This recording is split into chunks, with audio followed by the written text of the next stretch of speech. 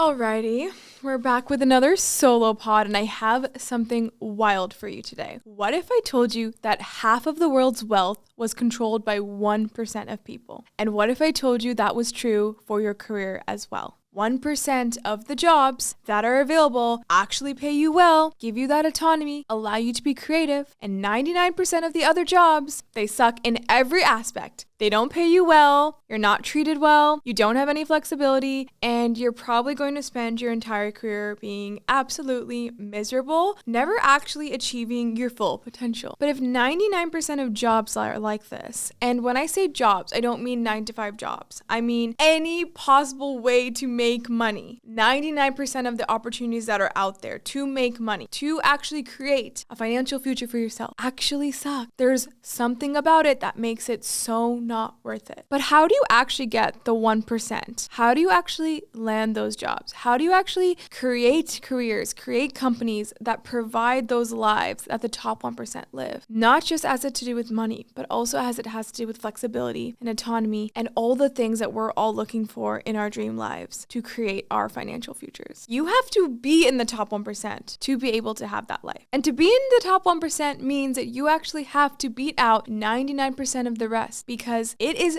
competitive out there. It is extremely hard to land a job in the top 1% because of the nature of how supply and demand works. Basic economics. If 100,000 people are going for one job, then now you're competing with all of them because only one of you will get it, and the best person will win. So what I want to go over in this video is really how do we actually be exceptional so that when we're actually going for these top 1% things, we actually get them. And I have been kind of obsessed with this topic for a long time. I just, some reason, decided one day that I didn't want a normal job. I didn't want a normal life. I didn't want to make normal people's money, and I did not want to do it on anyone else's terms. I wanted to do it on my terms with my flexibility, and for me to wake up every single day and decide exactly how I want to make money that day, do exactly the things that make me happy. And I realized that that is just like extremely difficult. And I didn't really know what that looked like either. So the first thing I thought of was, okay, well, if I have an engineering role at a top tech company, I'm going to get paid the most amount of money. Turns out I hated it. So yeah, I got paid a lot of money, but I did not enjoy it. That did not unlock freedom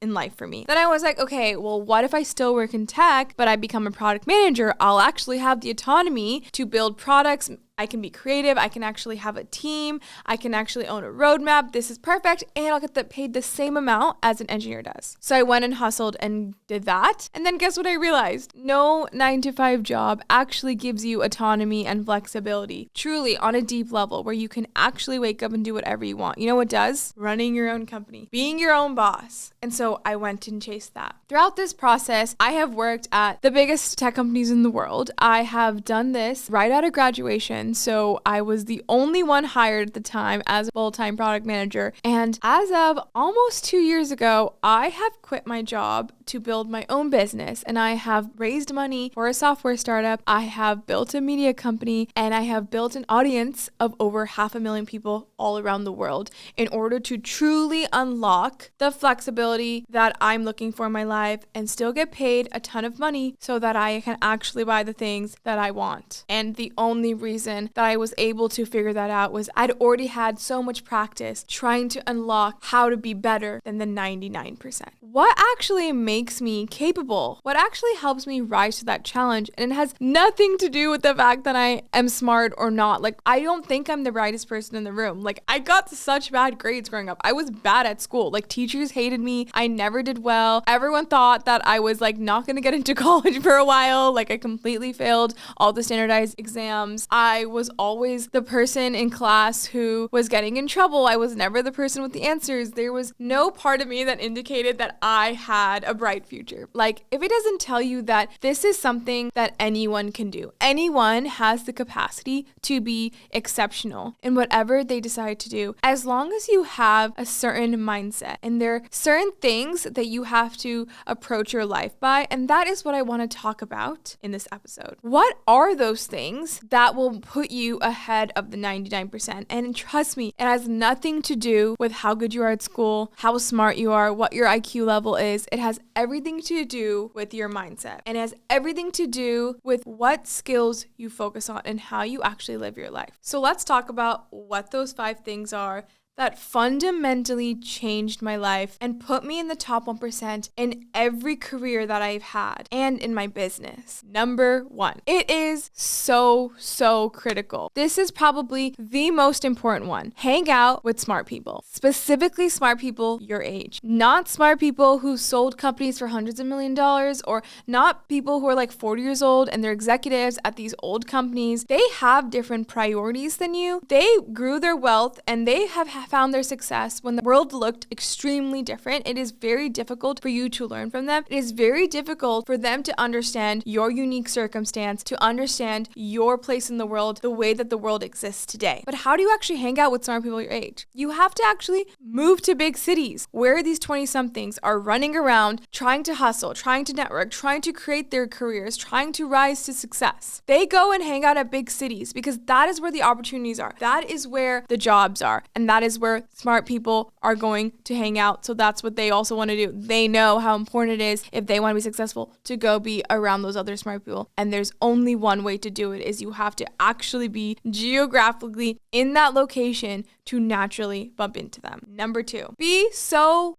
loud. Literally scream at the top of your lungs on the internet in every room that you walk into so that you are unforgettable. Yes, that's dramatic, fine, but that's literally how it goes. Like, the person who's gonna get the opportunity is the person that is memorable. Like, imagine you're in a room of people and there's 10 of you. Do you think everyone is gonna remember all 10 people? No, they're gonna remember the person who was loudest, the one who was talking about themselves more, the one who was showing up and like connecting with other people and honestly just pitching themselves subconsciously. Like, you don't realize that this is happening, but people are subconsciously taking in all that input and forming subconscious beliefs about you and that environment. So in 3 months from now, when this unique opportunity comes that's like life-changing, they don't remember anyone in that room, but they remember you because you were so obnoxiously loud and so ruthlessly and relentlessly yourself, and you were willing to show up in that room and make yourself known. You're the one who's going to be called in for that opportunity, and that will have the ability to fundamentally change your career and your life. That has happened to me so many times. The real question here is, how do you get hundreds of thousands of people to know you so that one opportunity that is going to be very rare, that requires you to be so lucky, is almost guaranteed for you simply because of the numbers game? Well, it's building a personal brand online, and building a really solid personal brand, that takes years. Like, that does not happen overnight. You can't just say, oh, I really want to now focus on this goal I have, or now I really want this job, or now I really want to build this business, so now I'm going to start investing in making content and actually getting myself known on the internet. Well, guess what? That's not happening for like multiple years. If it's not happening for multiple years, you might as well just like forget the dream, because in a few years from now, the world's going to look extremely different, and that opportunity, that our idea is going to be not relevant anymore. So think about that. Think about how you can really be memorable. Being loud is really truly just one way. You can also come up with some sort of brand or some sort of thing that you're particularly recognizable, and input that in every facet of your life, in your bio, in your conversation, in the content you make, in your profile picture. It's like, how do you have this one specific thing that everyone knows you by? You are so difficult to forget that in every opportunity that's relevant for you, you are the first person that comes to mind for the person who has the power to grant that opportunity. Number 3. This one is my favorite one. You have to be goal-oriented, not task-oriented, which means get rid of that to-do list. To-do lists are a great way for you to get stuck in an infinite loop of no progress. Think about all the things on your to-do list. How many of those items are going to fundamentally change the trajectory of your entire career? I would argue 0. That email you have to send, that application you have to fill out, that person you have to get back to, that thing you have to post, those 5 tasks that each spend an hour on, that your entire day goes by and then you wonder why you got nothing done, and tomorrow your life looks exactly the same, like nothing has changed for you. People don't treat you differently. Your bank account looks the same. You still don't have that dream job. Your business is still not growing. Why? It's because every single day you're doing 5 things that all equate to 0, rather than just doing one thing that could possibly equate to 100, that could possibly change the trajectory of your business, change the trajectory of your life. That's why it's really important to be goal-oriented. So what I really say is wake up every single day, decide what your goal is, and only do things that move the needle on that goal. Don't have a list of to-dos. Spend your entire day focused on that one task. You will achieve so much more returns from that than doing 15 different random things, all of them that help different goals in your life. Think about how just locking in for that 4 months, focusing on that one goal every single day for 4 months had the ability to alter my entire life. My full-time job that literally paid me $300,000 walking into that door, that fully got rid of my student loan, gave me so much immediate respect in the industry, put me into financial freedom literally on day 1 of graduating. I had financial freedom, allowing me to truly even be in this room right now and be delusional enough to chase my goals was because I had financial freedom many years ago. How do you think that happened for me? Because of that software engineering job. So there are certain things, there are certain truths about life where if you were to get that, it will alter the trajectory of your job. That could be a job that has a brand name that gets people to take you seriously. It could be $1 million. If you had $1 million, that would totally open up a whole new world for you. It could be as simple as like finding your soulmate, like finding someone you want to spend the rest of your life with. Like that does significantly alter the trajectory of your life. And imagine if you just focused on it and did nothing else, like the likelihood of you failing at that literally becomes 0. So get rid of like having a task-oriented mindset and focus on achieving goals, and then wake up every single day and do everything in your power to achieve that goal. The thing is, I've always lived my life like this where I didn't even realize it was my superpower. Like I just had an inability to focus on multiple things. I just had tunnel vision. I have like an obsessive personality. And so once I decided like I wanted to be good at something, I like simply could not see otherwise. Like I literally couldn't see humans. I couldn't see anyone. And like it was toxic. Like it definitely manifested in wrong ways. Like I'm not sitting here and saying like this has not caused problems in my life. But even if you can do the obsession that I did, even like a 50% capacity, like it can really unlock things in your life. I totally did not think I was going to be a software engineer for the rest of my life, but I just was obsessed with the idea of like having that expertise because I had this feeling that like it was important and it would open more doors for me. That was going to get me one step closer to leaving my dream life, that I literally stopped thinking about my dream life. Like no longer was interested in my dream life. I just knew I just had to open that door so I could keep walking through the next one. So I just became tunnel vision focused on that. And then once I got that, I got tunnel vision focused on my dream job that was going to unlock the flexibility and autonomy that I wanted and the financial freedom that I knew I needed when I graduated in order to eventually pursue entrepreneurship, because I always knew I wanted to do that. And then when I actually did quit my job to start a company, I jumped into building a software company. And honestly, that was not really a good idea for me. Like, I don't really think that was my calling, my purpose, or really the unique thing that I wanted to really solve in my life. But I just like woke up one day and it was like, that's what I'm going to do. And I got locked into it. And I was like, okay, I have 3 months to raise money and build product, do whatever it takes. And I got tunnel vision obsessed with that. And guess what happens? Like, because I was so locked in, I wasted 4 months on that, not 4 years, 4 months on that, because I was able to raise money, build product, ship it, and be successful with that, to realize actually that's probably not the right thing for me. But I have complete closure because I know that it's not the right thing because I failed. It's not the right thing because I actually have to go try to solve this problem, try to be an entrepreneur in a different way. Imagine how much time it saved me. Plus, all of that has only come as learnings for me in the second part of my life, which I decided, okay, I want to build a media company. I need views, I need followers, I need an audience. So guess what I do? I was like, if I have 100,000 followers, people will take me seriously. Until I have 100,000 followers, my media company is basically fake. No one takes me seriously. I'm not going to be invited in rooms where the real media opportunities are. I'm not going to actually be paid in this space so that I can actually invest more money in doing the greater media deals. I needed like some leverage. And for me, 100,000 followers was my door to even start taking myself as a serious media company. So I locked in. It was do or die. I have to get 100,000 followers by the summer. And I did it every single day. I'm posting 5 or 6 times. I'm literally doing nothing else. I'm not responding to emails. I'm not going in meetings. I'm not,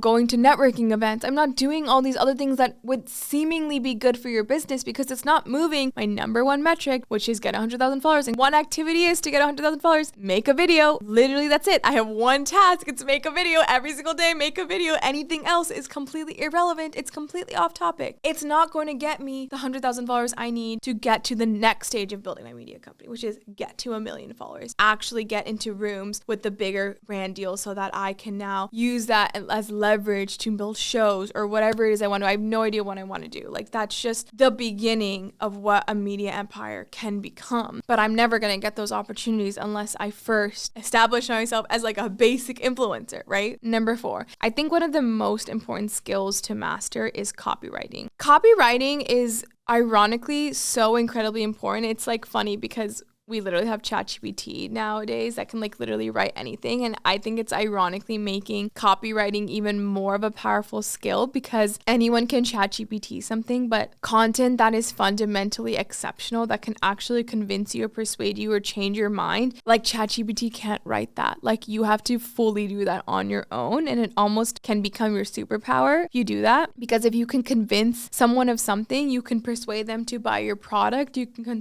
persuade them to work for your company, you can persuade them to let you work for their company, you can literally get someone to buy your product, you can sell stuff, you can make money, you can convince people you're important. It's the literal key to life, and it's truly such an unlock to actually achieve anything you could possibly imagine. So think about that. That's just from the power of words, knowing what to say, when to say it, how to frame an idea, how to frame it in a way that you can rally a bunch of people behind that idea and that mission and get people to care. If you can get people to care, you can literally shapeshift the world. I'm not trying to be all like superhero here, but it's quite literally your biggest superpower if you have a way with your words and can do great copywriting. And I truly stand by that, because even before I was building a media company, and even before this was like something that was really relevant in my life, great copywriting got me my dream job through emails, cover letters, and interviews that I did. Great copywriting built my personal brand so that I could be legit in rooms. Great copywriting allowed me to be able to pitch to raise money from investors, be able to like pitch my company and sell it to customers and do brand deals. It's like everything that has ever happened in my life has because I was able to persuade someone to care, and that came from words, having well said words. And copywriting is a very tactical skill you can learn. You do not have to be a genius. I actually was told, I remember my freshman year writing teacher told me that I was a terrible writer, and I was so traumatized by this statement. And the only reason she said I was a bad writer was probably because like I was coming from a public school and I just did not really understand like how to like be in this private school at this point. She told me I was a terrible writer, and it just traumatized me because I just believed it so deeply that I was never capable of being a good writer, and that it was not something that I could change about myself. And so you become what you believe. I started to not put in work into my writing and like accept that. I was like, oh, she said it was bad. If I'm anyways gonna fail, like why try at all? And I kind of like kept that with me into the end of high school and into college. And it wasn't until writing became a survival mechanism to unlock my dreams did I basically rise up to the challenge and become good at it, and then was really good at it because I literally decided I needed to be for survival purposes, became this awesome copywriter, and has unlocked all my success because of it. And at the end of the day, like the only thing you need really to be a great copywriter is figure out what the other person's motivation is and frame what you're saying around it being a solution to their problem. Whether that's you want a job or you want to sell a product, try to figure out what is that person looking for and how can you be their solution. Whether that's through your product, whether that's through your employment, whatever it is. The last one, it's to be technical. I think there's something very deeply powerful about being technical and understanding how technology works, because it truly operates our world, and it operates some of the biggest, most powerful companies in the world. If you don't actually fundamentally understand how technology works, you're going to be left behind in all of the most important conversations that are happening. I'm not saying be the world's best engineer. I'm not saying that you have to learn how to code in like a million languages or like get a software engineering job, but you have to understand how basic technology works and understand how to leverage that technology in your favor.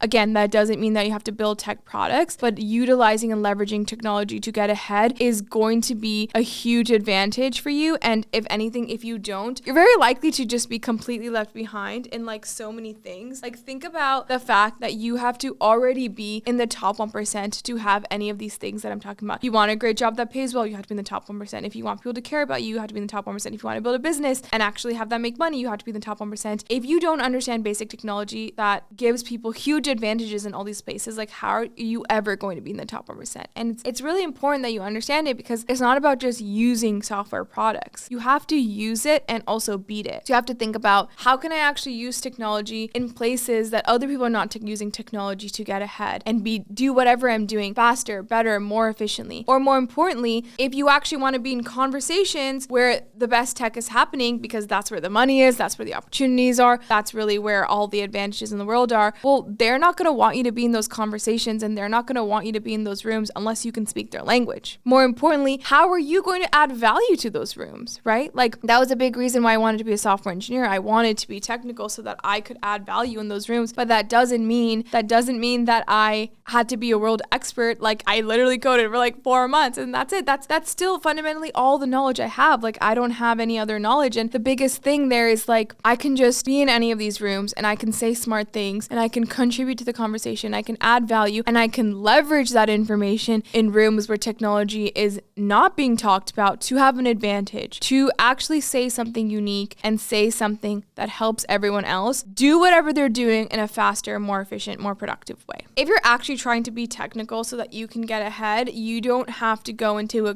coding boot camp. Just spend some time actually learning and understanding how the biggest tech companies work, why they work the way they do, not just on an infrastructure level, but also on a business model level. Spend some time with other technical people, understand what motivates them, understand how they're building the things that they're building. It's really all about being curious and exposing yourself to knowledge. You will be as technical as you need to be in rooms with some of the smartest people in tech. That's all you need. You just need to be in the room. You just need to be in their conversation. You just need to be knowledgeable enough to know when to leverage it in your business and in your life to help you get ahead. So those are my 5 things you need to basically get ahead of 99%. If you can do all those things, there's quite literally 0% chance like you're going to fail at anything you try, because those, I personally believe, are like the 5 superpowers of the world. Relationships, 2 skills you need to master, rooms you need to be in, like having that right mindset. Like, everything in the world will become your oyster, and what can you not achieve at that point in practically every industry? And I've been in a lot of industries. I've spent a long time in the tech industry. I'm very deep in the venture and media industry. I understand how extremely powerful, wealthy people think, what motivates them, and who they consider as relevant or people they want in their ecosystem. And it really just boils down to these things. If you want deeper dive breakthroughs in any of these topics, I have a newsletter. You should definitely join it and get more of the DL on like how to actually implement these in your day-to-day life. I also bring guests on my podcast, and we go into these into length and really understand how they became top 1% in their field and how they're able to incorporate these things in their life in order to be exceptional and build massive companies and create super successful careers and lives for themselves. So definitely check that out. It's called the Gentry Podcast, and I will see you next time in another episode.